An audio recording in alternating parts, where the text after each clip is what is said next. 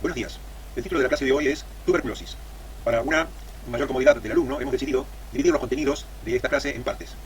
En una primera parte haremos una presentación básicamente de los agentes etiológicos, haremos una breve reseña histórica de la enfermedad, vamos a describir la epidemiología de la tuberculosis, el modo en que se transmite el agente etiológico y las formas de presentación de la enfermedad. El género Mycobacterium está integrado por al menos 100 especies diferentes. Desde el punto de vista pedagógico y de manera arbitraria, podemos dividir a todas estas micobacterias, todas estas especies, en tres grupos. Por un lado tenemos el de las micobacterias que causan la enfermedad tuberculosis, o sea, Mycobacterium tuberculosas. Ahí distinguimos básicamente a Mycobacterium tuberculosis y a Mycobacterium bovis. Existen al menos otras 8 especies que causan también esta misma enfermedad, pero son de rarísima aparición en la clínica, por eso no haremos hincapié en ellas. Por otra parte, existen las micobacterias no tuberculosas. Antiguamente a estas se las denominaba atípicas porque causan una enfermedad distinta de la tuberculosis, causan la micobacteriosis. En el tercer grupo encontramos una única especie, que es Mycobacterium leprae, que es el agente etiológico de la lepra. En la clase de hoy vamos a tomar como paradigma a Mycobacterium tuberculosis. A través del estudio de esta bacteria vamos a poder entender por qué este grupo de micobacterias tuberculosas causa la enfermedad objeto del estudio de la clase de hoy. La tuberculosis es la enfermedad infecciosa más antigua de la que se tenga registro que haya atacado al hombre. De hecho, mucho de lo que conocemos de aquella época viene de estudios paleontológicos que han demostrado que la tuberculosis ha coexistido con el hombre prácticamente desde sus propios orígenes. Prueba de ello es este resto fósil que tiene entre 15 a 20.000 años de antigüedad, pertenece al hombre de Cro-Magnon, y en donde puede observarse una deformidad vertebral producto del ataque de la micobacteria al hueso. Este signo característico define lo que denominamos como enfermedad de Pott. El advenimiento de modernas tecnologías de detección han permitido encontrar, por ejemplo, en momias egipcias, ADN específico de Mycobacterium tuberculosis, lo que entonces puede demostrar que ahora sí personajes conocidos de la historia han sufrido la enfermedad. Avanzando en el tiempo, nos detenemos en Hipócrates, quien hace la descripción de la patología. Él describe lo que denomina la tisis, que es compatible con lo que conocemos como tuberculosis. Describe él esos pacientes que se consumen literalmente y que presentan esas facies características, esas facies demacrada y pálida. Él denomina esta enfermedad fiebre éctica. La segunda mitad del siglo XIX fue la época de oro de la microbiología. Jean-Antoine Villemin, en 1869, practicando experimentos donde tomaba material de tuberculosos y lo inyectaba a conejos, pudo descubrir que podía transmitir la enfermedad de un huésped a otro, de manera tal entonces que es él quien descubre que se trata entonces de una enfermedad infecciosa. Años más tarde, en 1882, Robert Koch descubre a la bacteria causante de la tuberculosis. En su honor y en años posteriores, se bautiza de alguna manera esta bacteria con el nombre de bacilo de Koch. En relación a la epidemiología de la tuberculosis, digamos que en el mundo entero se producen 10,4 millones de nuevos casos por año. Estos son datos que emanan de las estadísticas de la Organización Mundial de la Salud y corresponden al año 2016. Dado que la tuberculosis es una enfermedad de larga evolución, no debe sorprender que la prevalencia sea mayor y que se estime en aproximadamente 30 millones de casos de tuberculosis en un momento en el tiempo. La tuberculosis causa aproximadamente 1,7 millones de muertes en el año. Esto corresponde justamente al año 2016. Esto hace que la tuberculosis se constituya en la principal causa de muerte debida a una infección causada por un agente único. La tuberculosis afecta a individuos de todas las clases sociales. No obstante ello, debe decirse que la gran mayoría de los casos y de las muertes causadas por la tuberculosis se producen en países en vías de desarrollo. A partir de la década de 1980, cuando surge la epidemia por virus de la inmunodeficiencia humana, se vio la asociación entre la tuberculosis y la infección por VIH en etapa de SIDA. Los datos estadísticos muestran que aproximadamente un 10% de las muertes de aquellos individuos que sufren tuberculosis eran pacientes que estaban infectados con el virus de la inmunodeficiencia humana. Argentina es un país que tiene una tasa de media a alta de infección tuberculosa. Eso hace que los registros en nuestro país nos hablen de aproximadamente 14.000 nuevos casos de tuberculosis al año. Otro dato que merece ser discutido es el hecho de que en el mundo existen de 1.500 a 2.300 millones de infectados. Acá debe hacerse una distinción entre lo que es la infección tuberculosa, es decir, el individuo que está infectado, y el individuo enfermo. Más adelante, durante la clase, vamos a hacer una distinción acerca de lo que es el individuo enfermo y lo que es el individuo infectado. Continuando con la epidemiología de la tuberculosis, digamos que nosotros en Argentina también tenemos tuberculosis causada por Mycobacterium bovis. En general, en este caso, la infección se adquiere con ingestión de leche o algún derivado que no ha sido pasteurizado de la leche. Debemos saber que nosotros en Argentina tenemos una tasa de infección que oscila alrededor del 3 al 4% y de porcinos en alrededor del 5%. No debe sorprender entonces que la prevalencia se esté dando en la región tambera, es decir, en la cuenca lechera de la República Argentina, con mayor incidencia en la provincia de Santa Fe, seguido por la provincia de Córdoba y por la provincia de Buenos Aires. Debe decirse que, en comparación con Mycobacterium tuberculosis, Mycobacterium bovis es infrecuente. Fíjense ustedes que en Argentina aproximadamente únicamente un 1% de todos los casos de tuberculosis pulmonar se deben a Mycobacterium bovis. Todo el resto se debe a Mycobacterium tuberculosis. Por fortuna, hay manera de prevenir la infección tuberculosa, porque Mycobacterium bovis puede ser inactivado por pasteurización. Esto es el procedimiento que se utiliza para eliminar de la leche el periodo de infección debida a esta bacteria. 30 minutos a 62 grados, un tratamiento de 16 segundos a 62 grados centígrados, alcanza para eliminar Mycobacterium bovis de los lácteos. En el curso anterior de Microbiología 1 les habíamos hablado de este algoritmo para poder entender la relación entre el huésped, en nuestro caso el hombre, y hoy día en esta clase la bacteria que es Mycobacterium tuberculosas. Primero que tiene que coincidir en tiempo y espacio el hombre y nuestra bacteria infectante. Esto significa que para posibilitar el encuentro tiene que estar en el mismo sitio y momento el Mycobacterium tuberculosis y el hombre. Luego se va a producir la entrada, el ingreso de la bacteria al hombre a través de una puerta de entrada. Una vez que la bacteria entra, va a empezar a replicarse, o sea, se va a multiplicar, se va a establecer y o diseminarse a partir de ese sitio primario por donde ingresó. Al cabo de un tiempo, ese tiempo es el periodo de incubación de la enfermedad, se presentarán los signos y los síntomas de la enfermedad. Para nosotros eso es equivalente de daño, también por supuesto el daño de tejidos, pero la enfermedad en sí es el daño. Ahí es donde se requiere la intervención del médico, pues el médico tiene que proveer un rápido y eficiente diagnóstico de certeza para poder intervenir. Su intervención oportuna y adecuada va a conducir a un desenlace que va a ser favorable para el huésped. Ese desenlace favorable significa reponer el estado de salud al individuo. La falla en esta etapa podrá no proveer salud al hombre y eventualmente dejar que el hombre y la enfermedad sigan su curso, con lo cual disminuye la calidad de vida del hombre. Debemos entender primero cuál es el reservorio de las micobacterias. ¿Dónde hay micobacterias? En principio digamos que Mycobacterium tuberculosis es un patógeno del hombre y como tal entonces solamente existe en el humano que está enfermo. Al mismo tiempo que decimos esto debemos decir que no existen portadores sanos de la bacteria. Necesariamente un individuo que porta la bacteria está infectado o enfermo. En el caso de Mycobacterium bovis, como ya dijimos, es una bacteria que causa tuberculosis a bovinos y porcinos. El reservorio para la micobacteria son los bovinos enfermos, bueno, o los porcinos, y el vehículo a través del cual se conduce este microorganismo es la leche y los lácteos contaminados. Existen otras micobacterias que también causan la tuberculosis, yo les dije que no tenían gran importancia, pero también su reservorio son los enfermos y en algunos casos, algunas de ellas, el medio ambiente. Hablamos entonces por un lado para el encuentro de las micobacterias y por otro lado está el humano. El huésped que se afecta es el huésped sano, o sea que no tiene otra patología. Esto es decir, estamos hablando de un patógeno primario. Un patógeno primario va a causar la enfermedad del hombre cuando le alcance por la puerta de entrada adecuada, en la dosis adecuada, sin importar su estado inmunitario. No obstante eso, tenemos que decir que hay algún tipo de factores de riesgo, lo que hace que existan entonces grupos de riesgo para la enfermedad. La desnutrición severa, por ejemplo, es uno de los factores de riesgo, ya sea por bajo aporte calórico en la niñez, o también puede ser en el adulto el alcoholismo. Las personas que están sometidas a un estrés severo y de larga duración, individuos que pierden familiares, que pierden el trabajo, que se encuentran en situaciones realmente de severo estrés, también están expuestas a esta enfermedad. Y obviamente, como dijimos antes, la infección por VIH se constituye últimamente en un gran grupo de riesgo para la infección tuberculosa. En cuanto a la entrada del microorganismo, el microorganismo básicamente la forma más frecuente en que se transmite es por la vía aerógena, es decir, la inhalación de micropartículas que contienen a la bacteria. Luego, la forma en que se presenta la enfermedad con mayor frecuencia es la cutánea. Es bastante menos frecuente que la aerógena y puede ocurrir a través del ingreso de la bacteria a través de abrasiones o heridas. Insisto, es infrecuente y generalmente ocurre como consecuencia de algún tipo de accidente en laboratorios donde se maneja la bacteria. La ingestión por leche contaminada era frecuente en el pasado, era causada básicamente por Mycobacterium bovis y hoy es bastante más rara. No obstante, existe todavía. Les nombro otra forma que se ha descrito de transmisión, que es la sexual. Se las incluyo en esta lista solamente porque hay alguna descripción en la literatura científica, pero es muy rara. Es posible, pero es muy rara. En cuanto a las formas clínicas de la tuberculosis, debemos decir que la forma pulmonar es la más frecuente, con un 85% aproximadamente de casos respecto al total de los casos de tuberculosis. La presentación extrapulmonar es más rara y abarca aproximadamente un 15%. Dentro de las formas extrapulmonares, la más frecuente es la linfática, con un 25%, seguida por la pleural, por la genitourinaria, por la articular, otras que no están discriminadas, la miliar, la meninge y la peritoneal.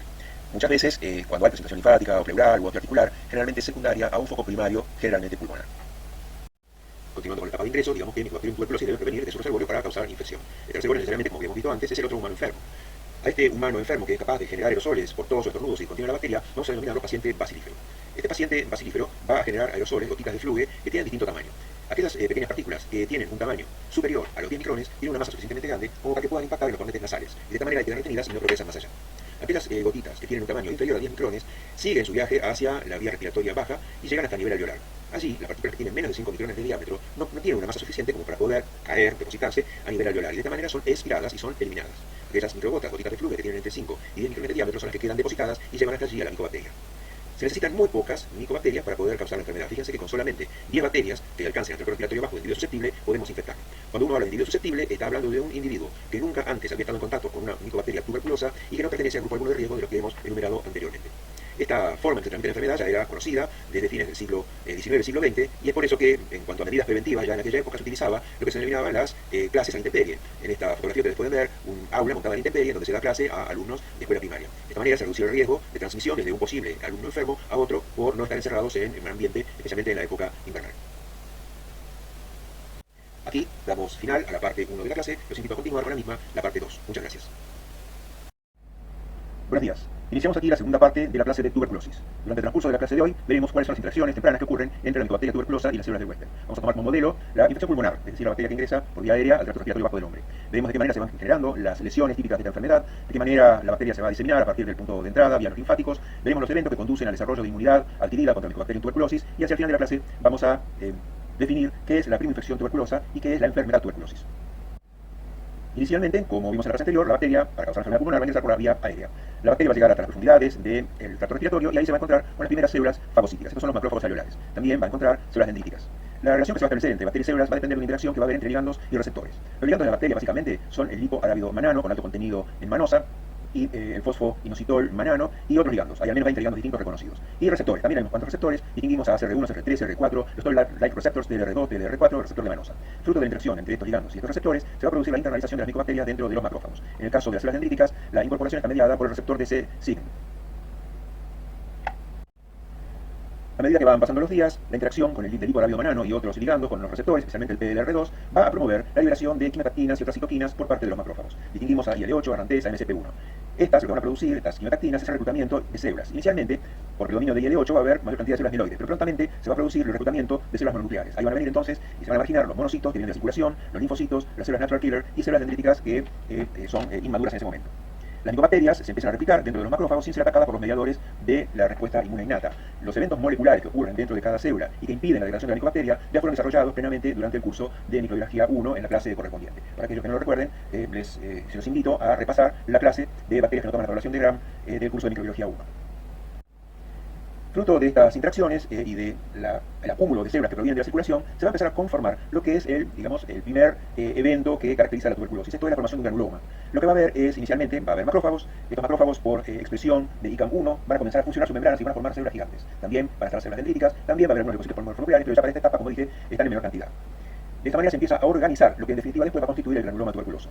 Estas células multinucleadas, ustedes pueden ver cómo lucen cuando ustedes hacen un corte histológico, acá ven la multiplicidad de núcleos. Y alrededor cómo se van armando el resto de las células, se van marginando para conformar la lesión. Esto que ustedes ven aquí debajo es una célula multinucleada obtenida en cultivo. De esta manera se va organizando la lesión, y lo que ustedes ven acá, lo que se está formando es un típico granuloma. Por ser un granuloma originado por Mycobacterium tuberculosis, lo denominamos el tuberculoma.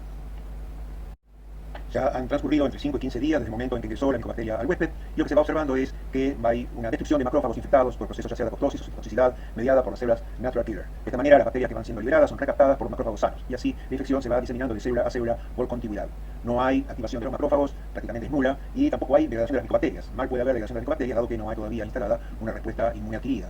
Cuando uno observa el centro de la lesión, se ve que se va necrosando lentamente. En esta necrosis que va ocurriendo, se va a ir depositando sulfato de calcio, producto del sulfato liberado de la digestión de los sulfátidos de la micobacteria. Y la presencia de calcio proveniente del plasma va a precipitar el sulfato de calcio. El material que se va conformando aquí dentro tiene un aspecto característico blanquecino y se denomina calcium. Avanza el tiempo, ya estamos en 4 a 6 semanas desde el inicio de la infección. Todavía hay poca activación de macrófagos, sin embargo, alcanza como para comenzar una presentación antigénica. En esta etapa se observa que las micobacterias comienzan a escapar del tuberculoma y se desplazan por vía linfática a los ganglios regionales e inclusive a órganos distantes. Es importante hacer notar que el comportamiento de los macrófagos va a depender mucho del medio en que se encuentren. Cuando digo medio es el entorno, qué citoquinas y qué sustancias están presentes. Hasta ahora venimos viendo un entorno en donde la cantidad de sus factores de necrosis tumoral era baja y la cantidad de lipoxina A4, este es un derivado del metabolismo de las prostaglandinas, estaba en alta concentración. De esta manera, la bacteria lo que generaba básicamente era necrosis de las células y de esta manera las bacterias eran liberadas y recaptadas como se explicó anteriormente. A medida que transcurre la respuesta inmune, general lo que se ve es que cuando aparecen otras citoquinas, como por ejemplo cuando aparecen altas concentraciones de factor de necrosis tumoral y bajan las concentraciones de lipoxina 4, bajo estas condiciones ya la micobacteria no produce necrosis, sino que lo que va a producir es apoptosis. De esta manera, algunas micobacterias pueden ser procesadas. Cuando digo procesadas van a ser digeridas por los macrófagos, van a ser degradadas y los fragmentos que se obtengan, que contienen los antígenos, van a ser captados por las células dendríticas. Y de esta manera, las células dendríticas van a hacer la presentación a los linfocitos TCD4 y TCD8. De esta manera, cuando ocurre este tipo de respuesta, se limita la diseminación de la infección. El proceso continúa. Ya llevamos de 6 a 9 semanas desde el momento del ingreso de la micobacteria y lo que podemos ver en esta altura es que se ha intensificado la reacción inmune contra los antígenos tuberculosos. El centro de la lesión está marcadamente necrótico y lleno de esta sustancia que se ha estado formando, el calcio. La degradación empieza a ocurrir de las micobacterias merced a que los macrófagos activados que ingieren a la micobacteria ahora sí pueden dar muerte a la micobacteria. Continúa la migración de las micobacterias hacia sitios distantes. Para poder comprender la evolución de la tuberculosis es necesario conocer los equilibrios entre las distintas respuestas inmunes que se están dando en el huésped con tuberculosis. En principio, se puede producir una respuesta de tipo TH1, puede haber una respuesta de tipo TH2 o una respuesta de tipo TH17. El tipo de respuesta que se va a producir depende básicamente de qué tipo de citoquinas están presentes en el entorno de los linfocitos que están generando estas respuestas. Si el entorno es un entorno rico en interferón gamma y en interleuquina 12, lo que se va a producir es la respuesta TH1. Y básicamente esto constituye la inmunidad defensiva, la inmunidad que necesitamos para erradicar a la micobacteria. Producto de esta inmunidad, en presencia de antígeno, los linfocitos van a generar grandes cantidades de interferón gamma que van a estimular a los macrófagos y así los macrófagos podrán eliminar a la micobacteria. En cambio, si hay un predominio de interleuquina 4 y de interleuquina 10, la respuesta que se va a dar es una respuesta TH2. Producto de esta respuesta TH2 habrá cooperación TB y la generación de anticuerpos contra antígenos micotuberculosos. Esto no conduce a nada y no altera la marcha del proceso infeccioso.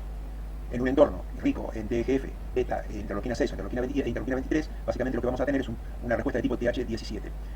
No, es bueno que exista una respuesta TH17, pero tiene que estar en equilibrio con la respuesta TH1. Si el predominio fuera de TH17 sumado al predominio de TH2, lo que vamos a tener en definitiva son reacciones de hipersensibilidad y más daño y menos inmunidad defensiva. Lo que hemos descrito hasta este momento en la interacción entre el huésped y la micobacteria tuberculosa es lo que caracteriza en un huésped susceptible la primo infección tuberculosa. Esta primera infección tuberculosa se caracteriza por la presencia de un complejo primario, que es una lesión única o múltiples lesiones pequeñas que se producen tras la llegada de la micobacteria, en el caso que estamos hablando, a la vía aérea. Si una vez producido el complejo primario se producen reacciones inmunes, en donde hay un predominio de la respuesta TH1 sobre la TH2 y sobre la TH17, lo que vamos a lograr es que el individuo erradique completamente a la micobacteria. Puede darse el caso de que no haya una eliminación total, sino que algunos microorganismos queden retenidos en lo que serían las calcificaciones que quedan luego de la curación del complejo primario, serían algo así como las cicatrices. Si esto se ocurriera, la bacteria puede quedar ahí por espacio de años. Si por el contrario, en vez de tener una respuesta a predominio TH1, tuviéramos una respuesta en donde hay predominio de la TH2 o la TH17, lo que va a ocurrir entonces es que este complejo primario va a evolucionar directamente hacia enfermedad. Esto ocurre, por ejemplo, cuando la micobacteria ataca a un niño, por ejemplo, que está en una situación de riesgo, como por ejemplo la desnutrición. Entonces, de esa manera, este complejo primario, esta prima infección tuberculosa, evoluciona directamente para causar la tuberculosis primaria. Debe hacerse notar que el estado inmunitario de un individuo puede cambiar durante su vida. Y de esta manera, un individuo que tiene la micobacteria en estado de latencia, pero en el que se ha producido un aumento por algún motivo, un predominio de la respuesta TH2 y de la respuesta TH17 sobre la TH1, esto por ejemplo puede ser causado por infección por VIH o por situaciones de estrés severo o presencia de una enfermedad de base, esto puede reactivar un complejo primario tuberculoso y producir la enfermedad. Si después de 16 a 18 semanas nuestro paciente es incapaz de controlar la micobacteria, la enfermedad progresará. De esta manera, las lesiones pueden ser una o pueden ser múltiples, irán aumentando de tamaño y a medida que pase el tiempo podrá producirse la erosión de la vía aérea. De esta manera, el contenido de estos tubérculos podrá volcarse a la vía aérea y el paciente se volverá bacilífero, porque las bacterias entonces serán expectoradas y aparecerán en el esputo. De la misma manera, puede producirse la erosión de los vasos, que volcarán sangre hacia esta cavidad y de aquí a la vía aérea, con lo cual el paciente se vuelve hemoptoico, es decir, aparecerá sangre en el esputo. Esta imagen de una necropsia de pulmón nos muestra lesiones tuberculosas. Fíjense, están llenas de calcium, y no se trata de una lesión única, sino que hay varias aparentemente lesiones en un mismo sitio cercano y otra que constituyen una migración de la micobacteria dentro del mismo pulmón. Cuando un individuo supera exitosamente la etapa de primera infección, van a quedar cicatrices que pueden ser observables por radiología. Fíjense, esta lesión calcificada que tenemos acá, sumada a estas otras lesiones que tenemos aquí, esto constituye lo que denominamos el complejo de Ghon. Cuando un individuo se infecta con la micobacteria tuberculosa, esta genera una primera lesión. A partir de esta primera lesión se produce la migración vía los linfáticos. Así se generan lesiones secundarias. Mientras esto está ocurriendo, han pasado pocas semanas y todavía no hay una respuesta inmune para controlar a la micobacteria en el huésped susceptible. A partir de este segundo foco pueden producirse otros focos. Pero al mismo tiempo que está ocurriendo, ha pasado el tiempo y ya se genera una respuesta inmune que empieza a poder controlar todos los focos simultáneamente. También puede ser que haya habido una migración a un sitio distante. Si el paciente puede superar esta etapa y elimina a la micobacteria, se generará el complejo de Ghon. En caso de que esto no ocurra, la enfermedad seguirá su curso. Hay que hacer notar que desde el primer momento existe una carrera entre la respuesta inmune y la diseminación de la micobacteria tuberculosa. En la medida en que no aparezca una reacción inmune, la diseminación proseguirá. De esta manera entonces el individuo inmunosuficiente podrá controlar la enfermedad. Cuando hablamos de un individuo susceptible es porque nunca ha visto la micobacteria, pero en Argentina nosotros tenemos una tasa de media alta de infección micobacteriana, de manera tal de que muchos de nuestros individuos en nuestra sociedad han visto la micobacteria, de manera tal que cuando se produce un segundo ingreso de la micobacteria, todo este proceso se acorta, porque ya tenemos células con memoria que cuando son reclutadas al sitio pueden detener la migración de la micobacteria. De la misma manera en niños, la vacunación con vacuna BCG previene o acorta este fenómeno. Si el curso de la enfermedad prosigue, y esto es lo que ocurría antes del advenimiento del tratamiento con quimioterápicos y antibióticos, se llega a la etapa final, en donde ya la invasión de órganos por la micobacteria es prácticamente total. Ustedes pueden ver aquí las regiones ricas en calcio, como si también regiones en donde se ha vaciado el calcio, se ha dañado el tejido y han quedado estas cavernas. Esto hace que, bueno, por lo que se llegue a un estadio en donde el tipo de lesiones, la cantidad de volumen que ocupan, sean incompatibles con la vida y entonces el individuo fallece. Damos término aquí a la segunda parte de la clase de tuberculosis. Los invito a continuar con la parte número 3. Buenos días, damos aquí comienzo a la tercera parte de la clase de tuberculosis. Durante el transcurso de esta clase veremos los signos y síntomas que presenta la enfermedad, de qué manera realizamos el diagnóstico presuntivo y con qué elementos llegamos al diagnóstico de certeza, cuál es la estrategia de tratamiento de la tuberculosis, de qué manera la prevenimos y hacia el final de la clase haremos una pequeña descripción de las micobacterias tuberculosas y de la enfermedad que causan. Como en todos los casos que concurre un paciente a la consulta, ustedes deben realizar una anamnesis del paciente. A través de las respuestas que el paciente les dé, ustedes podrán primero evaluar si este paciente se encuentra en alguno de los grupos de riesgo conocidos para la tuberculosis. El paciente entonces dirá que tiene alguno de estos síntomas. Podrá decir que tiene fatiga, que siente dolor en el pecho, que por las mañanas amanece todo sudado, que moja la sábana, que moja la funda de su almohada. Esto es debido a las febrículas nocturnas que el paciente sufre. El paciente puede referir haber sufrido pérdida de peso y también puede referir tener tos con o sin producción de esputo. También puede referir que, y esto ocurre con los casos avanzados de la enfermedad, el paciente encuentra sangre en el esputo. A todo esto ustedes deben sumar todos aquellos otros hallazgos producto de la evaluación clínica del paciente. Ante todos estos signos y síntomas, lo que se impone es realizar una radiografía de tórax, en la que ustedes podrán encontrar alguna imagen radiológica compatible con enfermedad pulmonar. Habiendo llegado a este punto, mediante la sospecha por anamnesis, signos y síntomas de que pudiera tratarse de un caso de tuberculosis, lo que se impone es la toma de una muestra de esputo. Esta muestra de esputo se debe realizar de manera seriada, es decir, al menos 2 esputos separados 48 horas, en los que ustedes van a solicitar al laboratorio la búsqueda de bacilos ácido alcohol resistentes y también el cultivo para la búsqueda de Mycobacteria tuberculosa. Una vez que se han recopilado todos los datos clínicos del paciente, ustedes cuentan con un pretest clínico. Todas las recomendaciones que a continuación vamos a dar emanan del Consenso de Tuberculosis de la República Argentina.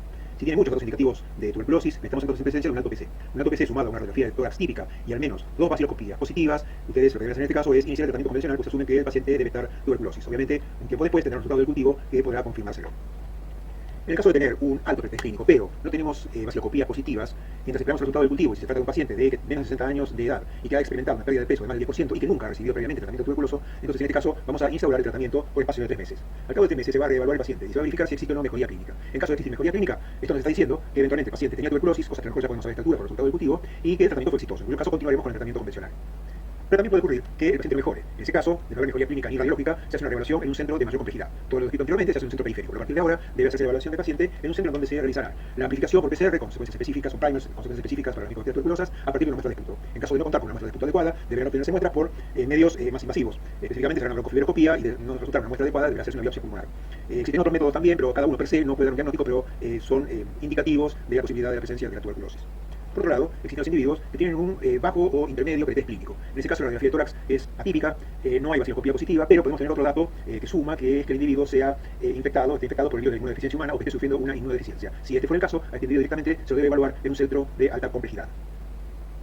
En caso de los pacientes pediátricos, cuando no pudiera obtenerse una muestra de esputo, la muestra de elección es el líquido de aspiración gástrica, dado que los niños lo que están haciendo es deglutiendo lo que no pueden expectorar. Entonces, se realiza sobre esa muestra el examen directo para la búsqueda de bacilos ácido resistentes. También puede hacerse el cultivo. En el caso de que tengamos una búsqueda de VAR positiva y tengamos al menos 2 de los siguientes elementos, podremos estar en confianza de poder iniciar el tratamiento antituberculoso. Debe haber entonces antecedentes de contacto con un foco tuberculoso, es decir, un paciente que tenga un niño que tenga un contacto reciente con un familiar tuberculoso, síntomas compatibles que pueden ser la persistente de más semanas, la hemóptisis, la pérdida de peso, la fiebre prolongada y o anemia. También podemos tener en estos pacientes una marcada reacción positiva a la tuberculina. Y también, obviamente, las imágenes radiológicas compatibles con la tuberculosis pueden contribuir al diagnóstico. A medida que corre el tiempo, ya podemos tener un resultado del cultivo que pudiéramos haber realizado con la muestra que hayamos tomado, y también evaluaremos al paciente. Si se observa una respuesta favorable al tratamiento antituberculoso empírico que hemos instituido, como por ejemplo disminución de los síntomas en general, aumento de peso significativo en el transcurso de 2 meses, podemos continuar con el tratamiento asumiendo que este tratamiento ha sido efectivo y lo que el paciente tenía originalmente era efectivamente una tuberculosis.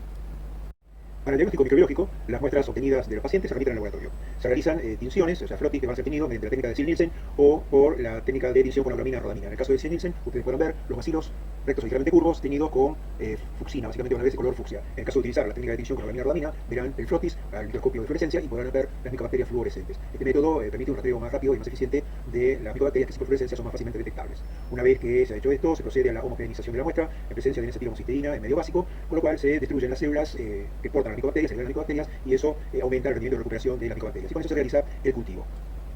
Las micobacterias tuberculosas son cultivables, desarrollan bien en presencia de oxígeno y lo hace mejor la temperatura del huésped que habita, la temperatura corporal de 37 grados centígrados. Distintos medios se utilizan, como el de Lowenstein-Jensen o el de Stormring, que tienen diversos nutrientes, pero un componente que debe tener el medio de cultivo es un inhibidor del crecimiento de otros microorganismos como el verde de malaquita. Al cabo de 3 a 4 semanas de cultivo pueden observarse las colonias que desarrollan sobre la superficie de estos medios. Para poder hacer la identificación fehaciente de especie debe recurrirse a pruebas bioquímicas como las pruebas de niacina, de ureasa, reducción de nitratos, etc., que llevan todavía aún más tiempo. Estos métodos de cultivo están cayendo en desuso en virtud del advenimiento de nuevas metodologías que son más eficientes y que proveen resultados en menor tiempo.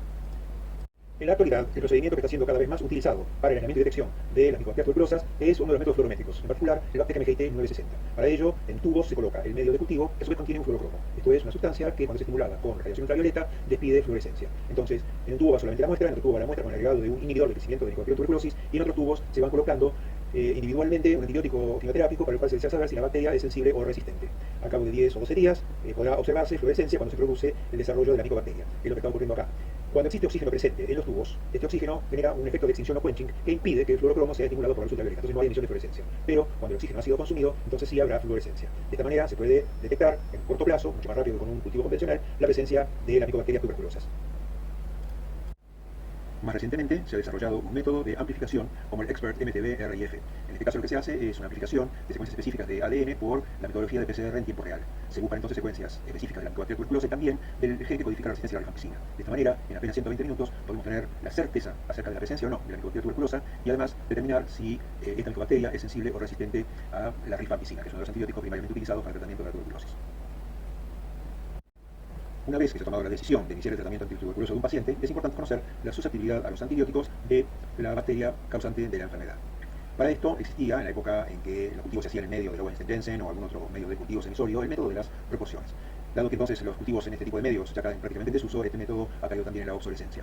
Existían otros métodos que utilizaban bacteriófagos, por ejemplo, o método de la nitrasa, que servían para determinar resistencia a algunos de los quimioterápicos o rifampicina, pero estos métodos también han caído en desuso.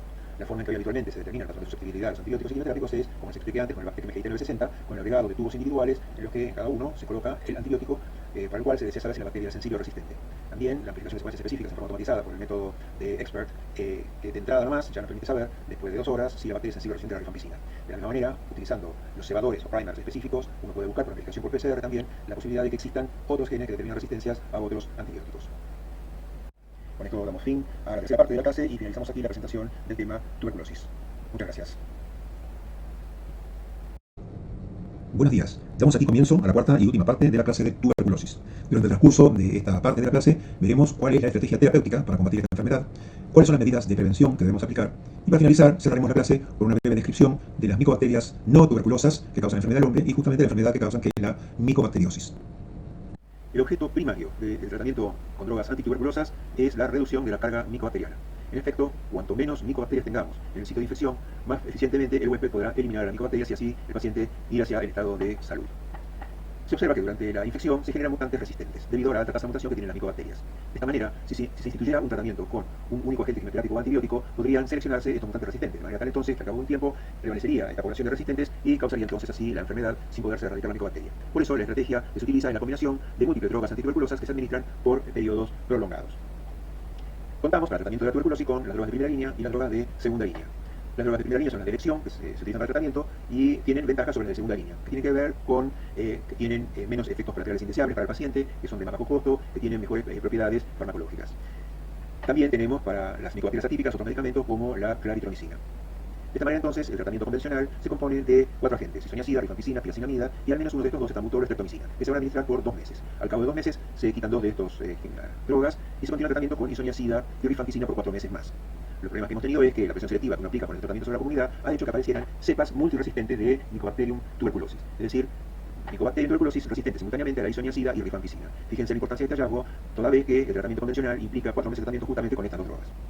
Además, han aparecido en la comunidad las cepas X de RTV, que son las cepas de Mycobacterium tuberculosis extensivamente resistentes a las drogas. No solamente son resistentes a isoniazida y rifampicina, sino que también son resistentes a las fluorquinolonas y a un aminoglucósido. Esta aparición de multiresistencia hace cada vez más difícil el control de infección tuberculosa, especialmente en pacientes con alguna condición predisponente de base. También se recomienda para algunos pacientes el tratamiento con corticoides. Este tratamiento con corticoides sirve para bajar los niveles de hipersensibilidad que presentan algunos pacientes. Este tipo de hipersensibilidad, ustedes recuerdan que lo vimos en la otra parte de esta clase, se debe básicamente a un incremento de las respuestas de tipo TH2 y TH17 por sobre la TH1 que conducen a la hipersensibilidad. En cuanto a los aspectos de bioseguridad, digamos que el paciente mandatoriamente debe usar barbijo para evitar la diseminación de la micobacteria tuberculosa en el ambiente circundante y el paciente debe ser aislado. La mejor forma de proveer el alimento del paciente es por internación. El paciente estará entonces internado todo el tiempo que sea necesario, hasta tanto no sea más bacilífero. Una vez que el paciente tenga 3 baciloscopías seguidas semanalmente negativas, entonces se lo podrá externar, pero deberá continuar el tratamiento antituberculoso. Para el caso del personal médico y paramédico, es mandatorio el uso de barbijo, de guantes y de camisolines descartables. Todos estos materiales, más cualquier otro que haya estado en contacto con el paciente, como pañuelos descartables, etc., deberán incinerarse. La forma de hacerlo es colocarlos todos en la correspondiente bolsa roja que va para incineración. También todas aquellas superficies que hayan estado en contacto con materiales que hayan estado a su vez en contacto con el paciente, esas superficies deben ser desinfectadas. Para eso pueden usarse agentes fenolados u otros agentes para los cuales la micobacteria es susceptible. Cuando se alcanza el diagnóstico de la tuberculosis en un individuo, debe realizarse el estudio de los contactos de este enfermo, es decir, los integrantes de su grupo familiar. En el caso de encontrar algunos signos y síntomas, pues deberá ser considerado un paciente tuberculosis y será tratado adecuadamente. En el caso de que haya individuos que no presenten signos ni síntomas, deberá realizarse una quimioprofilaxis con isoniazida con fines preventivos. Se utiliza solamente una droga antituberculosa, pues se entiende que en el caso de estar infectado, este individuo tendrá tan pocos microorganismos que podrán ser controlados con un solo agente quimioterápico. Para la población general, contamos con la vacuna BCG. En el año 1921, Jean-Marie Camille y Albert Léon Charles Calmette, tras sucesivos subcultivos de Mycobacterium bovis, lograron obtener una cepa atenuada. Esta cepa hoy se conoce como el bacilo de Calmette-Regan y es lo que se utiliza para la vacunación. La vacuna BCG se aplica dentro de los primeros 30 días de vida y la única contraindicación es el bajo peso al nacer. El objeto de la vacunación es crear un complejo primario o primo-infección en el individuo. Obviamente, este complejo primario es autolimitado, puesto que el bacilo BCG es atenuado. La aplicación de la BCG despierta una reacción positiva a la tuberculina que puede durar por espacio de 3 o 4 años. Pero tenganse en cuenta que la vacunación no logra prevenir infección tuberculosa, puesto que Mycobacterium tuberculosis es un patógeno primario. Recordemos que si alcanza al huésped por la puerta de entrada adecuada en la dosis adecuada, le va a causar enfermedad al individuo independientemente de su estado inmunitario, vacunado o no. Lo que es cierto, debe tenerse en cuenta que en el individuo vacunado la enfermedad, si va a ocurrir, es más leve. Y muy importante, la tasa de meningitis tuberculosa baja mucho. Esto es muy importante puesto que la meningitis tuberculosa deja graves secuelas en el niño que la padece. Las micobacterias resisten el ataque de ácidos y álcalis. Esta propiedad de resistir el ataque de los álcalis ya la hemos mencionado y la hemos utilizado cuando nos referimos a la homogenización de muestras de cuto para la búsqueda de bacilos ácido alcoholresistentes y para cultivo.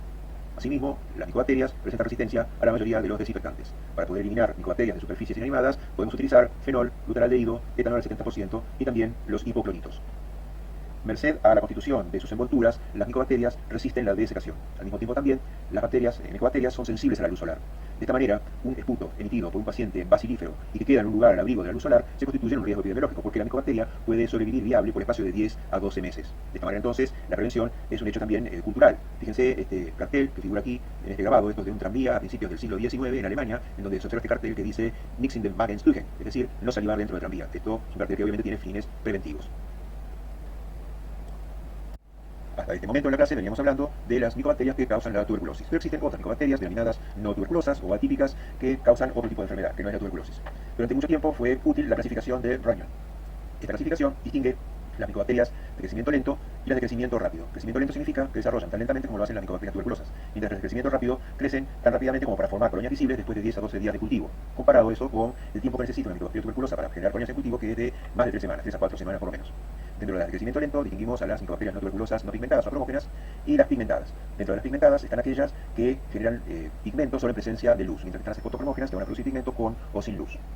Es interesante hacer notar que, así como mencionamos la coevolución de micobacterias tuberculosis con el hombre, también ha habido coevolución de especies que conocemos como micobacterias no tuberculosas con otros vertebrados. De esta manera, también hay nichos preferenciales para estas micobacterias hoy en la actualidad, y por ejemplo, Mycobacterium marinum se ha aislado de peces, Xenopus se ha aislado de batracios, Chelonae de tortugas, y ya no estamos saliendo del agua porque también hay especies terrestres, de ahí pasamos a los pequeños mamíferos terrestres, de ahí a las aves, a los simios, a los mamíferos de gran porte, y por último llegamos al hombre. De esta manera entonces tenemos distintas especies que reconocen nichos diferentes. No obstante ello, estas micobacterias no tuberculosas han alcanzado al hombre para causar justamente la micobacteriosis.